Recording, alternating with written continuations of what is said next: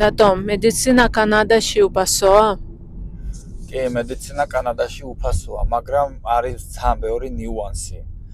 მაგალითად, თუ რაღაცა აქ ტკივდება, შენ არ შეგიძლია პირდაპირ სამონტყოფოში მიხვიდე, ან კონკრეტულად რომელიმე ექიმთან მიხვიდე. უნდა მიხვიდე შენი ოჯახის ექიმთან, შენმა ოჯახის ექიმმა უნდა მოგცეს მიმართულება ან დანიშნულება და მხოლოდ მაგ შემთხვევაში აბსოლუტურად ყველაფერი არის უფასო მედიკამენტების გარდა.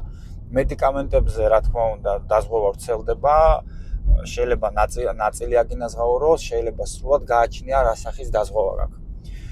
მაგრამ არის კიდევ ერთი ნიუანსი, რომ ჩაეწერო ოჯახის ექიმთან, შესაძლოა რიგში მოგიწიოს 2 თვე ყოფნა, 3 თვე ყოფნა, ზოგ პროვინციაში 6 თვე წელოდებიან ოჯახის ექიმს, რომ რაღაც დანიშნულება მისცეს.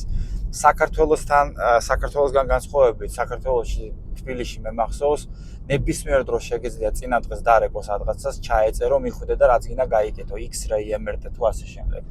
აქ ესე არ კეთდება, ჯერ უნდა მიხვიდე ვიმეორებ ოჯახის ექიმთან და მხოლოდ მისი მიმართ თუ ის ჩათვლის საჭიროთ, რომ ნამდვილად რაღაცა მიმართულება უნდა მოგცეს ან დანიშნულება, მარტო მაგ შემთხვევაში მე ყველაფერი უფასოა. მართლა ყველაფერი უფასოა, ოპერაციაც, მოტეხილობაც, ნებისმიერი სახის X-ray, ანუ რენტგენს რო ეძახიან ჩვენთან. მედიცინა მართლა უფასოა კანადაში, ვიმეორებ ოღონდ თუ გაქვს მიმართულება.